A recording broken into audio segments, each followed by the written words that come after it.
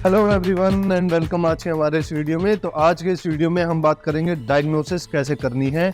अगर आप किसी की गाड़ी में, आप में से चाहे आप कार के ओनर हो, चाहे आप ट्रक के ओनर हो, या आप मैकेनिक हो तो और ध्यान से देखना, 4-4 5-5 बार देखना, तब समझ में आएगा। अगर आपकी किसी भी गाड़ी में जो है वाइट स्मोक का प्रॉब्लम है, ब्लैक स्मोक का प्रॉब्लम है, गाड़ी है CRDI, ठीक है, ये पेट्रोल गाड़ी की बात नहीं हो रही, लेकिन फिर भी वीडियो को देखो, समझो, तरीके को समझो, है ना। तरीका यही रहेगा, रूट थोड़ा थोड़ा सा बदल जाएगा अगर वो पेट्रोल की गाड़ी है या पुराना डीजल इंजन है, क्योंकि पेट्रोल और डीजल की गाड़ियां चल रही हैं। इलेक्ट्रिक तो जब आएगी 20 साल बाद, तब देखेंगे।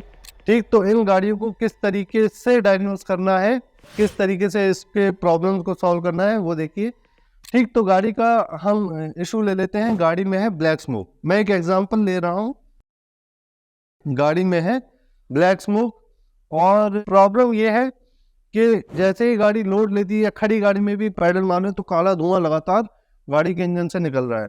तो ये CRDI के लिए, CRDI मतलब common rail direct injection. Common rail diesel injection नहीं होता, डायरेक्ट इंजेक्शन होता है। तो ये कॉमन रेल बना लेते हैं पहले। ठीक, ये हमारी कॉमन रेल हो गई। एक तरफ क्या होता है कॉमन रेल में, 3 पिन का प्रेशर सेंसर। दूसरी तरफ क्या होता है कि भाई या तो हो सकता है ब्लॉक नट हो केवल, है ना,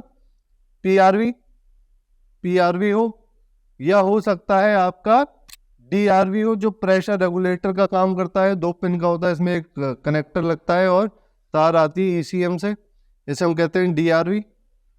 और 3 सिलेंडर की गाड़ी हम मान लेते हैं, पोलो गाड़ी है 3 सिलेंडर। ठीक, एग्जाम्पल है पोलो गाड़ी 3 सिलेंडर। ठीक, और ये हम इंजन भी बना लेते हैं उसका 3 सिलेंडर का। एक सिलेंडर बन गया, दूसरा सिलेंडर बन गया और ये तीसरा सिलेंडर है। ठीक, और ये हमारे नीचे क्रैंक वगैरह और सब ऑयल चैम्बर, ये यहाँ पे इंजेक्टर लग जाएगा इस तरीके से।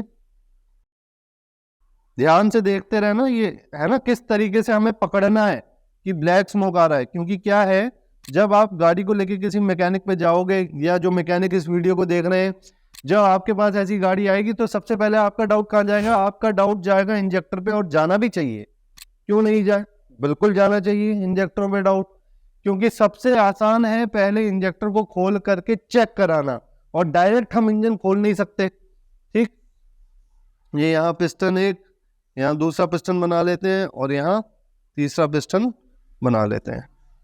ठीक, हमारा ध्यान जो है जाना भी चाहिए, क्योंकि सीधे हम इंजन का काम नहीं कर सकते कि इंजन पे डाउट करके हमने इंजन का काम कर दिया, खोल दिया, इंजन का हेड उतार दिया और फिर पता लगा कि भाई साहब उसमें तो दिक्कत थी नहीं, तो पैसे भी पूरे लग गए और काम भी नहीं हुआ। अब देखो, ये इंजेक्टर जो है असल में तो कुछ इस तरीके का होता है। एक मैं मान लेता हूँ, है ना, आप देखिए, इलेक्ट्रॉनिक इंजेक्टर है। जो CRDI में इंजेक्टर होते हैं, अगर आप कस्टमर हो गाड़ी के, आपको नहीं पता, मैं बता देता हूँ। इंजेक्टर कुछ इस तरीके का दिखेगा आपको, और 2 पिन का यहाँ पे जो है एक प्लग लगेगा, जिसको कमांड आ रहा होगा कहाँ से? ECU से, इंजन कंट्रोल यूनिट से।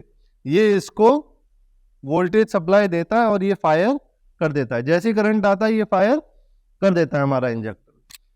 तो इसी तरीके से ये तीनों इंजेक्टरों में सप्लाई ECU से पहुंच रही है।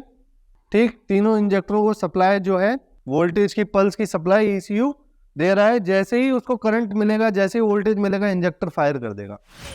अगर ब्लैक स्मोक आ रहा है, गाड़ी आई आपके पास, तो आप सबसे पहले क्या करेंगे? इस प्लग को हटा के देंगे, पहले सिलेंडर वाले प्लग को डिस्कनेक्ट करेंगे और देखेंगे कि अब भी ब्लैक स्मोक आ रहा है। फिर आप दूसरे वाले को करेंगे, फिर आप तीसरे वाले को करेंगे। ये तरीका गलत है। ये तरीका क्या है, केवल 5% काम कर सकता है। केवल एक कंडीशन में, जहां एक्सेस में डीजल जा रहा है, ठक ठक ठक की आवाज आ रही है, आपने उसको डिस्कनेक्ट कर दिया, आवाज बंद हो गई, तो आप कहोगे इस इंजेक्टर में प्रॉब्लम है। केवल वहीं पे ये तरीका काम करेगा।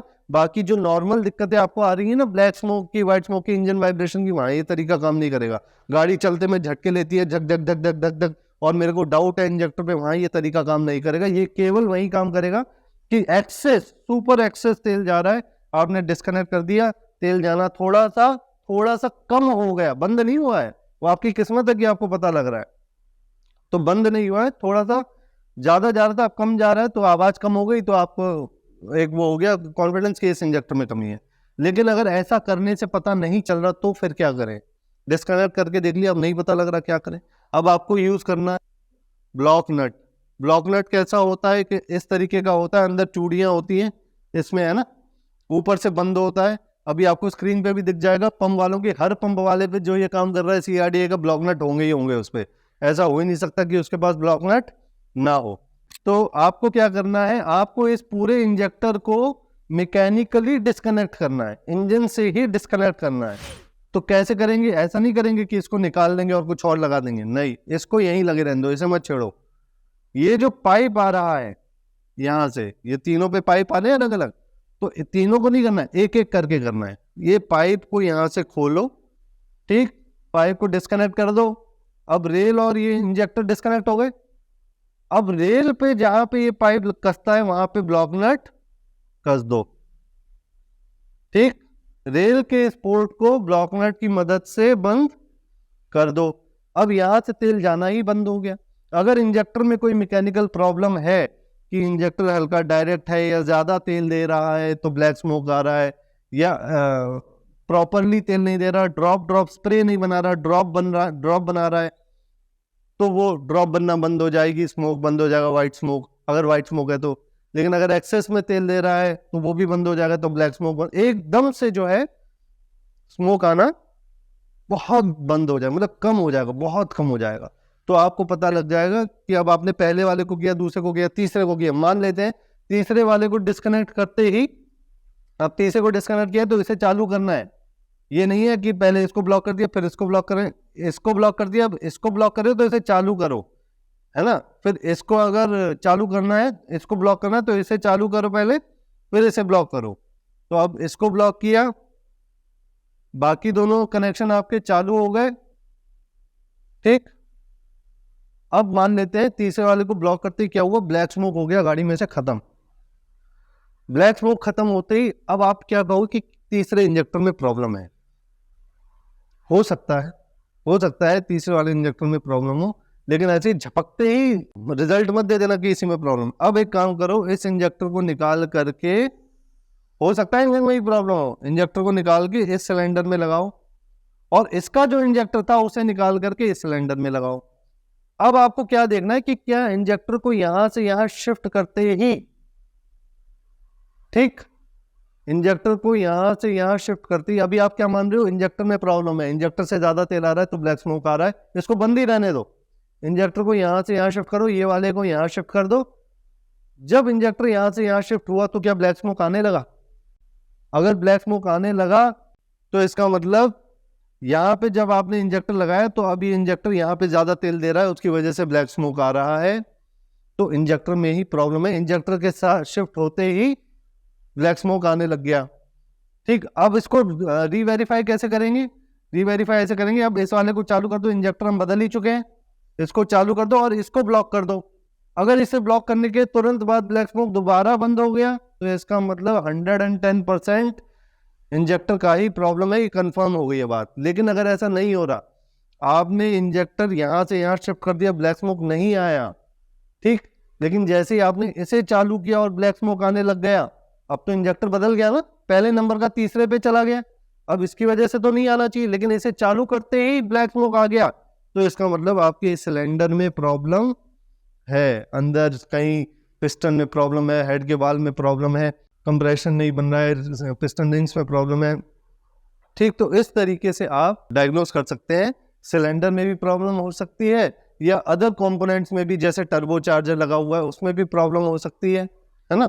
तो कुल मिलाकर के हमने गाड़ी पे अभी क्या डायग्नोस किया कि इंजेक्टर में प्रॉब्लम है या नहीं है। तो कभी भी अगर आपको इंजेक्टर पे डाउट जाता है, फ्यूल सिस्टम पे डाउट जाता है कि मेरे को डायग्नोस करना है, क्योंकि 99% क्या 100% लोग ये कहेंगे कि इंजेक्टर में कमी है, इंजेक्टर में कमी है, तो उसको डायग्नोस करो गाड़ी पे ब्लॉक नट्स की मदद से। तो मिलते हैं इसी तरीके की अगली कई वीडियोस में, बरकरार रहिए। थैंक यू, धन्यवाद।